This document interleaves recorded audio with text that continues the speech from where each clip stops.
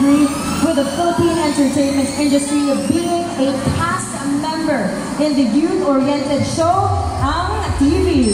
She also top-billed numerous TV series and movies, and recently she starred in one of the most watched films on Netflix entitled A Journey.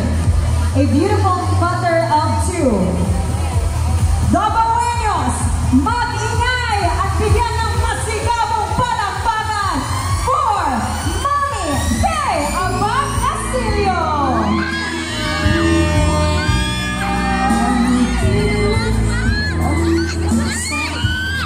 Hello po! Maayong hapon! Maayong hapon, Mami Kay! Ay, murag namugno ang inyong host karong hapuna. Mami Kay, so nice to welcome you here in Davao City. Upo muna po tayo, Mami Kay. Kasexy pa ni Mami Kay, uy.